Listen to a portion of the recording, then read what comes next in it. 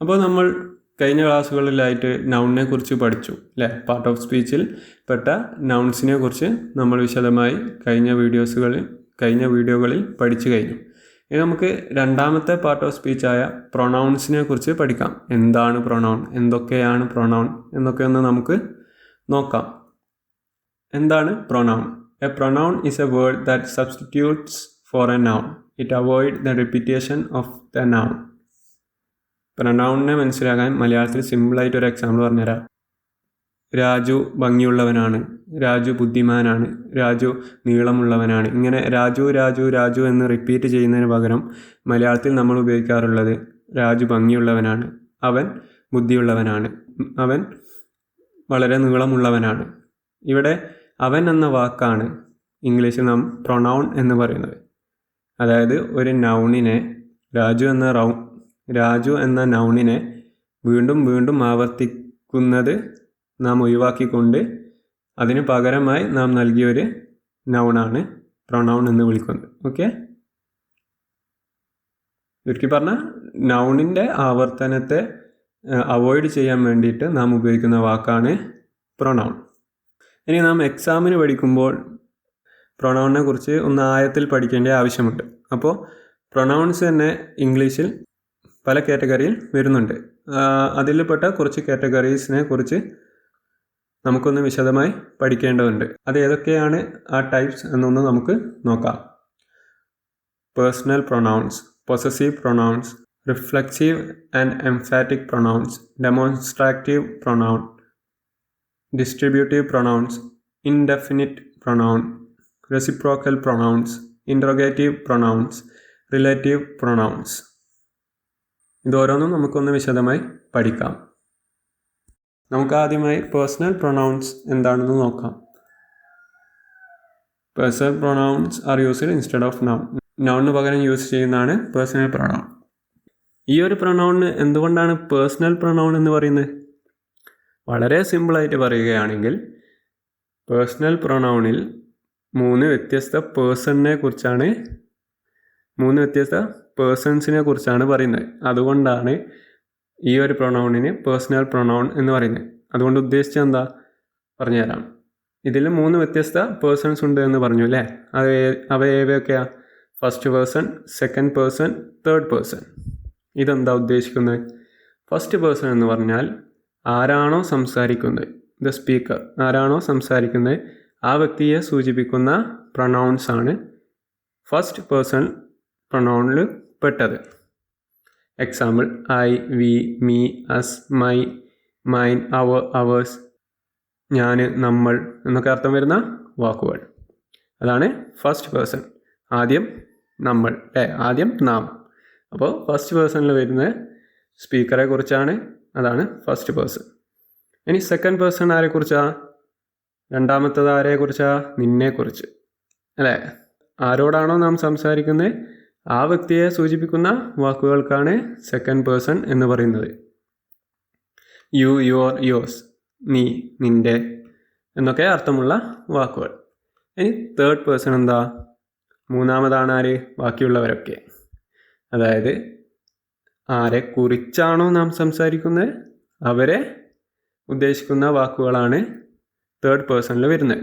Example: he, she, it, her, him, അവൻ, അവൾ, അത് എന്നൊക്കെ അർത്ഥം വരുന്ന വാക്കുകളാണ് തേർഡ് പേഴ്സണിൽ വരുന്നത്. അപ്പോൾ പേഴ്സണൽ പ്രൊനൗൺ എന്താണ്? മൂന്ന് പേഴ്സൺസ് അടങ്ങിയിരിക്കുന്ന പ്രൊനൗൺസ് ആണ്. ഏതാണ് ആ മൂന്ന് persons? First person, second person, third person.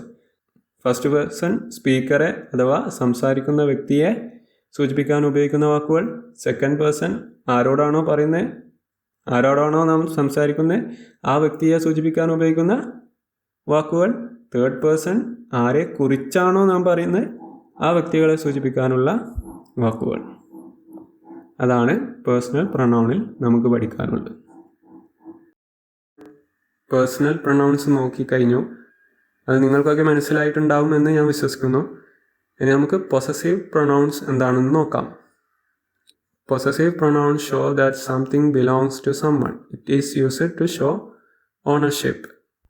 അപ്പോൾ പൊസസീവ് പ്രൊനൗൺസ് എന്ന് പറഞ്ഞാൽ ഒരു വസ്തുവിൻ്റെ ഓണർഷിപ്പ് കാണിക്കാൻ വേണ്ടി നാം ഉപയോഗിക്കുന്ന വാക്കുകളെയാണ്.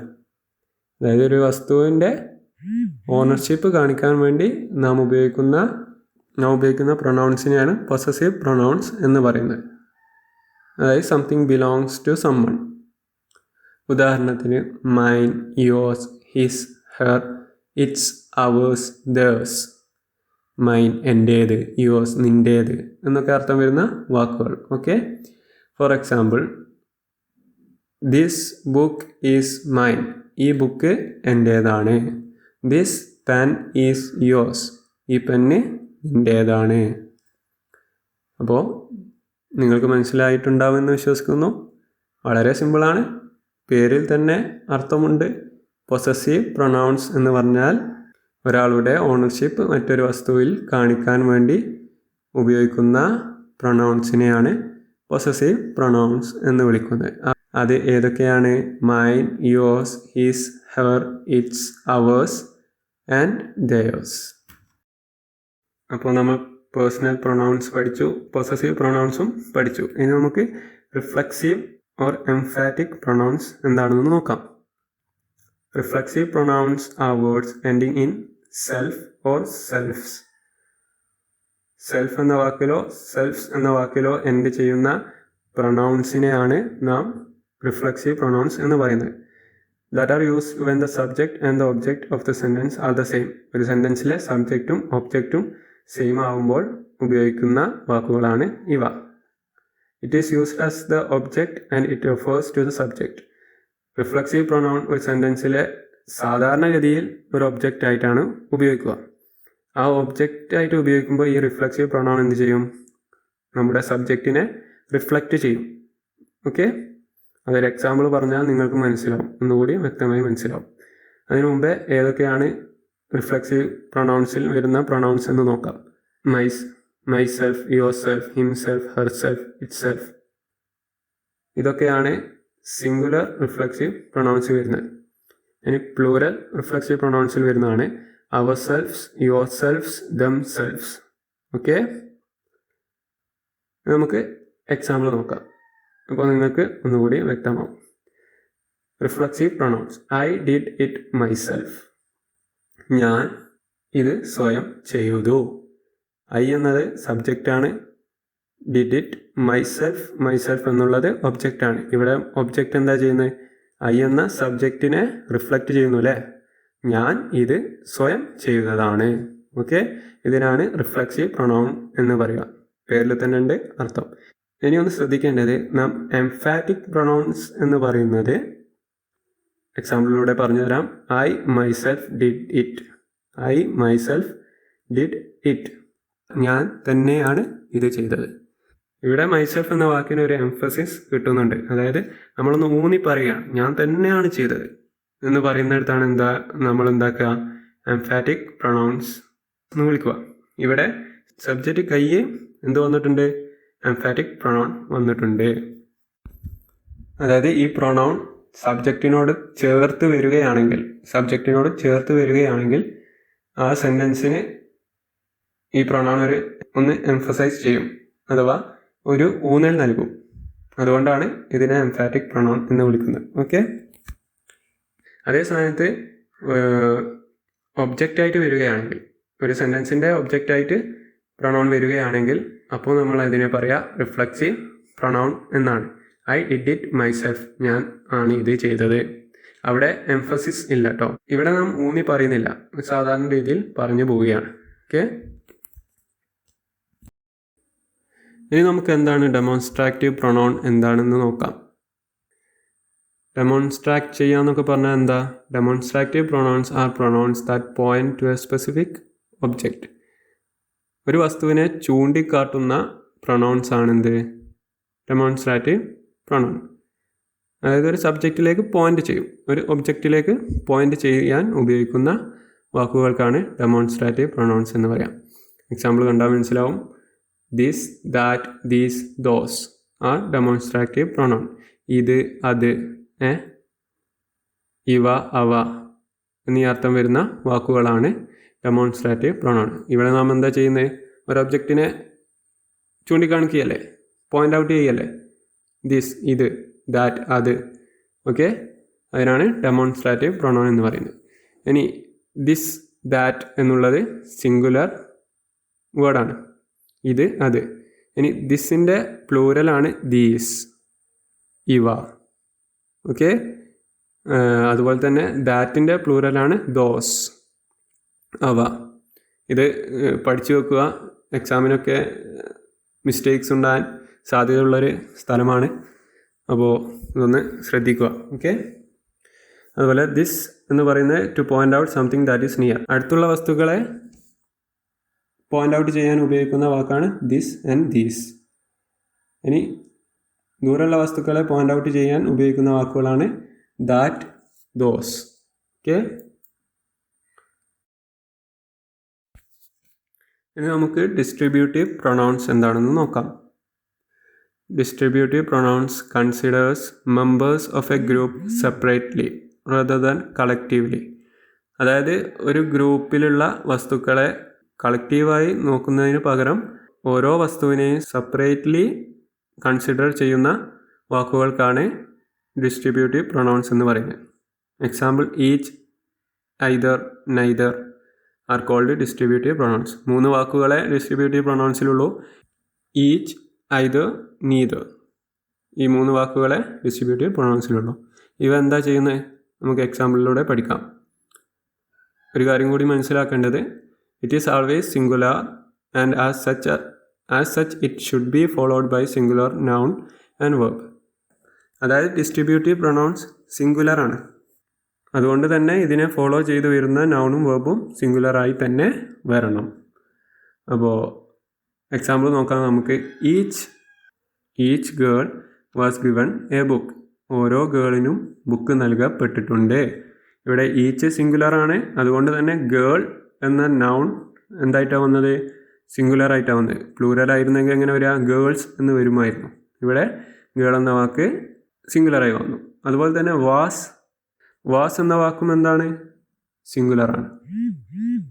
പ്ലൂരലായിരുന്നെങ്കിൽ ഏതാ വരിക, വേർ എന്ന വാക്കാണ്. അപ്പോൾ എക്സാമിനൊക്കെ ചിലപ്പോൾ ഇങ്ങനെയൊക്കെ ചോദ്യം വരും, എന്ത്, each girl dash given a book was or were, choose the right answer എന്നൊക്കെ പറഞ്ഞിട്ട് കോമ്പറ്റേറ്റീവ് എക്സാമിനൊക്കെ ചോദ്യം വരാം. അപ്പോൾ എങ്ങനെ അപ്പോൾ ഏതാ അവിടെ ചൂസ് ചെയ്യുക, വാസ് എന്ന സിംഗുലർ വേർഡാണ്. അപ്പോൾ ഇത് ഓർത്ത് വയ്ക്കുക, ഡിസ്ട്രിബ്യൂട്ടീവ് പ്രൊനൗൺസ് എപ്പോഴും സിംഗുലറാണ്, അതുകൊണ്ട് അതിൻ്റെ കൂടെ വരുന്ന മറ്റു വാക്കുകളും നൗണും വെർബും സിംഗുലറായിട്ടാണ് വരിക. ഇനി ഇപ്പം പറഞ്ഞ ആ റൂളിന് ഒരവസരത്തിൽ മാത്രം ഒരു വ്യത്യാസമുണ്ട്. ഏതാണ് ആ അവസരം?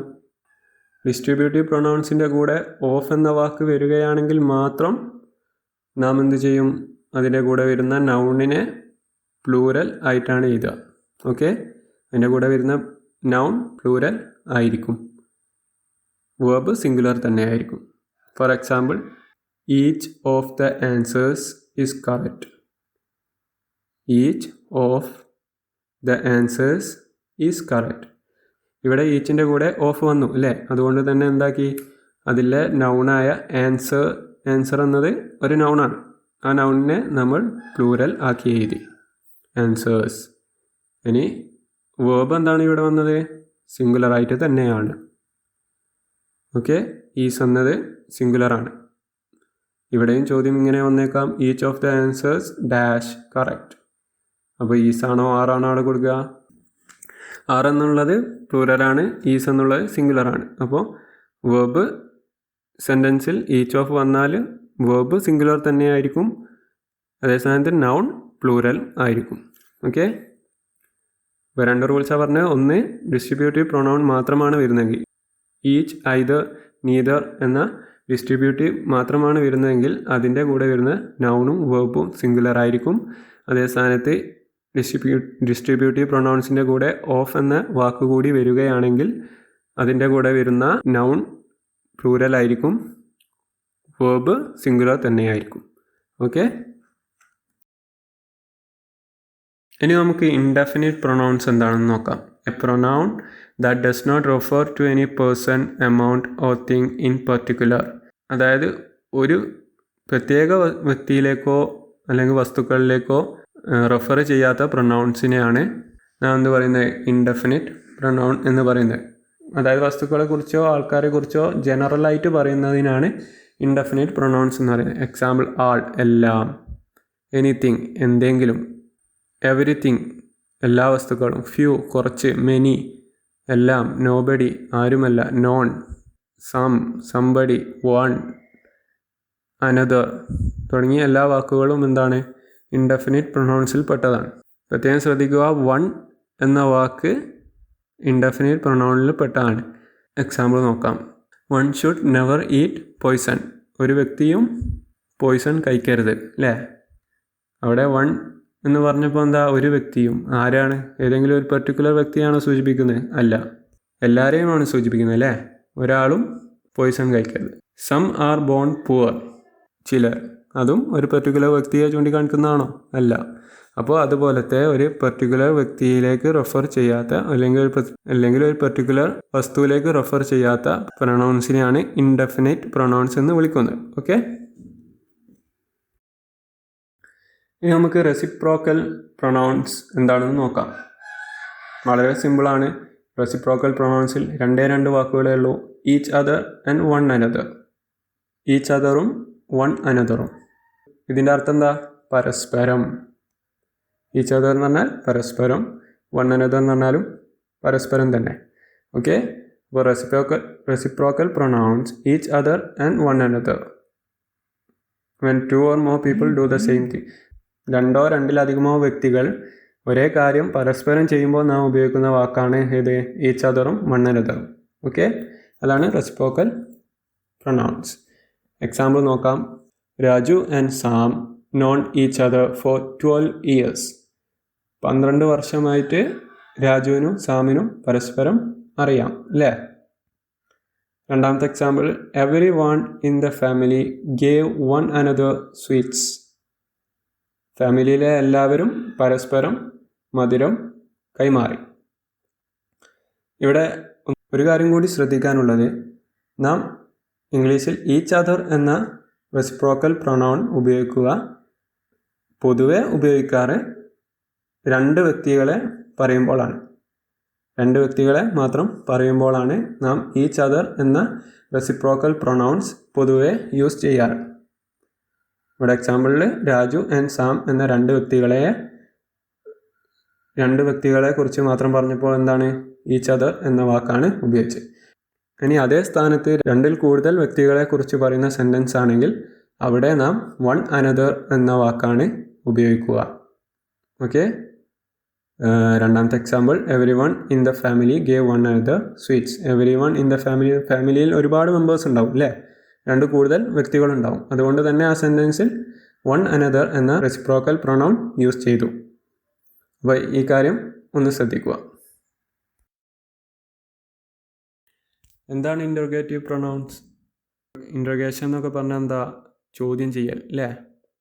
ഇൻറ്ററോഗേഷൻ എന്ന വാക്കിൻ്റെ അർത്ഥം പോലെ തന്നെ ഇൻറ്ററോഗേറ്റീവ് പ്രൊനൗൺ എന്ന് പറഞ്ഞാൽ ചോദ്യം ചെയ്യാൻ നാം ഉപയോഗിക്കുന്ന വാക്കുകൾക്കാണ് ഇൻറ്ററോഗേറ്റീവ് പ്രൊനൗൺസ് എന്ന് പറയുക.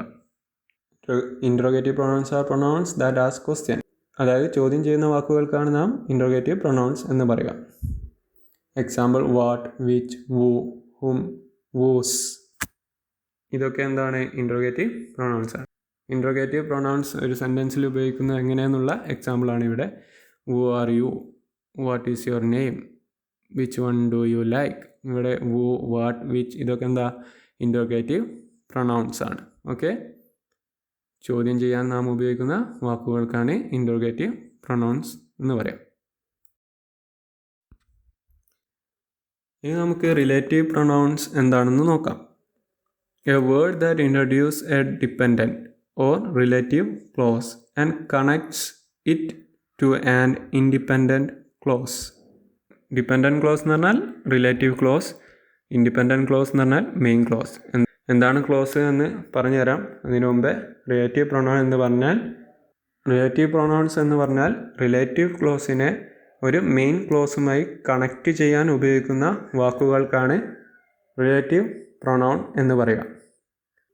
റിലേറ്റീവ് പ്രൊനൗൺസിൽ പെട്ടതാണ് who, whom, what, which, that, etcetera. Okay, നമുക്ക് എന്താണ് മെയിൻ ക്ലോസ് എന്ന് നോക്കാം. A main clause is a group of words that contains a subject and a verb and can form a complete sentence on its own. അതായത് ഒരു സബ്ജക്റ്റും വേർബും ഒക്കെയുള്ള ഒരു complete സെൻറ്റൻസിനെ വിളിക്കുന്നതാണ് നാം മെയിൻ ക്ലോസ് എന്ന്.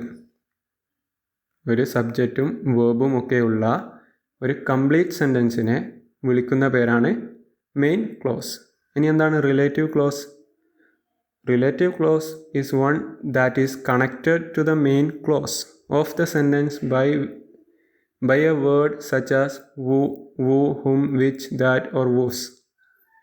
റിലേറ്റീവ് ക്ലോസ് എന്ന് പറഞ്ഞാൽ മെയിൻ ക്ലോസിനോട് കണക്റ്റ് ചെയ്യപ്പെട്ട ഒരു സെൻറ്റൻസാണ്.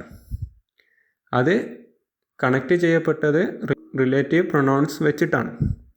അപ്പോൾ റിലേറ്റീവ് പ്രൊനൗൺസ് വെച്ചിട്ട് ഒരു മെയിൻ ക്ലോസിലേക്ക് കണക്റ്റ് ചെയ്യപ്പെട്ട ഒരു സെൻറ്റൻസിനാണ് നാം റിലേറ്റീവ് ക്ലോസ് എന്ന് പറയുന്നത്. എനിക്ക് എക്സാമ്പിൾ പറഞ്ഞാൽ നിങ്ങൾക്ക് മനസ്സിലാവും. ഇവിടെ he has a son who is a engineer.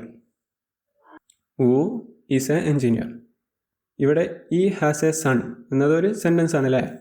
അത് ഒറ്റയ്ക്ക് വന്നാലും ഒരു കംപ്ലീറ്റ് സെൻറ്റൻസ് ആണെന്ത്? he has a son, അവനൊരു മകനുണ്ട്. അപ്പോൾ അതാണെന്ത്? Main clause. ഇനി ഈ main ക്ലോസിനോട് who is a engineer എന്ന് പറയുന്ന റിലേറ്റീവ് ക്ലോസ് കൂട്ടിച്ചേർത്തിട്ടുണ്ട്. അതെങ്ങനെയാണ് കൂട്ടിച്ചേർത്ത്? who എന്ന റിലേറ്റീവ് പ്രൊനൗൺ വെച്ചിട്ട്. ഇതിൻ്റെ അർത്ഥം എന്തെന്നാണ് വരുന്നത്? he has a son who is an engineer. അവനൊരു മകനുണ്ട്, ആ മകൻ ഒരു എൻജിനീയറാണ്. ഓക്കെ, ഇവിടെ മെയിൻ സെൻറ്റൻസിലേക്ക് ഒരു അഡീഷണൽ ഇൻഫോർമേഷൻ തരികയാണ് അല്ലേ? അവനൊരു മകനുണ്ട്, ആ മകൻ എന്താണ്? ഒരു എൻജിനീയറാണ്. അപ്പോൾ ഒരു മെയിൻ ക്ലോസിലേക്ക് അഥവാ ഒരു മെയിൻ സെൻറ്റൻസിലേക്ക് മറ്റൊരു സെൻറ്റൻസിനെ കൂട്ടിച്ചേർക്കാൻ ഉപയോഗിക്കുന്ന വേർഡിനാണ് റിലേറ്റീവ് പ്രൊനൗൺസ് എന്ന് പറയുന്നത്. അപ്പോൾ റിലേറ്റീവ് പ്രൊനൗൺസിൻ്റെ ഡെഫിനിഷൻ ഒന്നുകൂടി നമുക്ക് നോക്കാം. ഇപ്പോൾ നിങ്ങൾക്ക് ഒന്നുകൂടി മനസ്സിലാവും. A word that introduces a dependent or relative clause and connects it to an independent clause or main clause. ഒരു മെയിൻ ക്ലോസിലേക്ക് ഡിപ്പെൻഡൻറ്റ് അല്ലെങ്കിൽ റിലേറ്റീവ് ക്ലോസിനെ കണക്റ്റ് ചെയ്യാൻ വേണ്ടി ഉപയോഗിക്കുന്ന വാക്കുകൾക്കാണ് റിലേറ്റീവ് പ്രൊനൗൺസ് എന്ന് പറയുന്നത്. റിലേറ്റീവ് ക്ലോസിൻ്റെ മറ്റൊരു പേരാണ് ഡിപ്പെൻഡൻറ്റ് ക്ലോസ്. ഓക്കെ, ഡിപ്പെൻഡൻറ്റ് എന്ന് പറഞ്ഞാൽ എന്താ? അത് ഡിപ്പെൻഡ് ചെയ്യുന്നതാണ്. എന്തിലാണ് ഡിപ്പെൻഡ് ചെയ്യുന്നത്? മെയിൻ ക്ലോസിനോട്. അതായത് ആ വാക്ക് എപ്പോഴും മെയിൻ ക്ലോസിനോട് ഡിപ്പെൻഡൻ്റ് ആയിരിക്കും. അതുപോലെ മെയിൻ ക്ലോസ് ഇൻഡിപെൻഡൻറ്റ് ക്ലോസ് എന്നും അറിയപ്പെടുന്നുണ്ട്. അതായത് അത് ഇൻഡിപെൻഡൻ്റ് ആണ് അല്ലേ? അത് സ്വയം നിൽക്കാൻ സാധിക്കുന്ന ഒരു സെൻറ്റൻസാണ്. അത് സ്വയം നിലനിൽക്കാൻ പറ്റുന്ന ഒരു സെൻറ്റൻസാണ് അല്ലേ? അത് പൂർണ്ണമായിട്ടുള്ള ഒരു സെൻറ്റൻസാണ്. മറ്റ് എക്സാമ്പിൾസ് നോക്കാം. I send A letter, which or that രണ്ട് വാക്കും ഉപയോഗിക്കുക. അപ്പോൾ which or that arrive 2 weeks later. ഞാനൊരു കത്തയച്ചു, അത് 2 ആഴ്ചകൾക്ക് ശേഷമാണ് എത്തിയത്. He loves the chocolate that I both. He loves the chocolate that I both. ഞാൻ വാങ്ങിയ ചോക്ലേറ്റ് അവന് ഇഷ്ടമായിട്ടുണ്ട്. ഇവിടെ ഹീ ലവ്സ് ദ ചോക്ലേറ്റ് എന്ന് പറയുന്നത് എന്താണ്? ഒരു കംപ്ലീറ്റ് സെൻറ്റൻസ് ആണ് അല്ലേ? ഐ ബോത്ത് എന്ന് പറയുമ്പോൾ അവർ കംപ്ലീറ്റ് ആവില്ല. ഞാൻ വാങ്ങിച്ചു, എന്ത് വാങ്ങിച്ചു?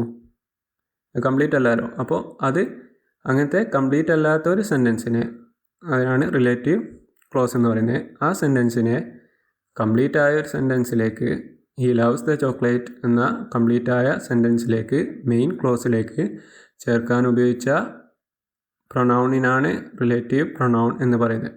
ഇവിടെ ദാറ്റ് എന്നതാണ് റിലേറ്റീവ് പ്രൊനൗൺ. ഇവിടെ മെയിൻ ക്ലോസിനെ കുറിച്ച് കുറച്ച് അഡീഷണൽ ഇൻഫോർമേഷൻ നമുക്ക് ഇതിൽ നിന്ന് കിട്ടി, റിലേറ്റീവ് ക്ലോസിൽ നിന്ന് കിട്ടി. ഓക്കെ, നിങ്ങൾക്ക് മനസ്സിലായിട്ടുണ്ടാവുമെന്ന് വിശ്വസിക്കുന്നു. ഇനി ഈ റിലേറ്റീവ് പ്രൊനൗൺസ് 3 ഗ്രൂപ്പുകളായിട്ട് തിരിച്ചിട്ടുണ്ട്.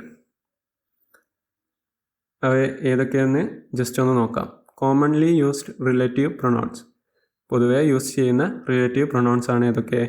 who, whom, what, which and that. ആര്, എന്ത് എന്നൊക്കെ അർത്ഥം വരുന്ന വാക്കുകൾ. Relative pronouns for time and place. സമയത്തിനും സ്ഥലത്തിനും വേണ്ടി ഉപയോഗിക്കുന്ന relative pronouns. Where, when, wherever, whenever, എവിടെ, എപ്പോൾ എന്നൊക്കെ അർത്ഥം വരുന്ന വാക്കുകൾ. മൂന്നാമത്തെ compound relative pronouns. Whoever, whomever, whichever, whatsoever, whatever, etcetera. ഇതൊക്കെയാണ് എന്ത് കോമ്പൗണ്ട് പ്രൊനൗൺസ്. ഇതോടുകൂടി നാം ഈ 9 പ്രൊനൗൺസ് നോക്കിക്കഴിഞ്ഞു. ഈ 9 പ്രൊനൗൺസും നിങ്ങൾക്ക് മനസ്സിലായിട്ടുണ്ടാവുമെന്ന് വിശ്വസിക്കുന്നു.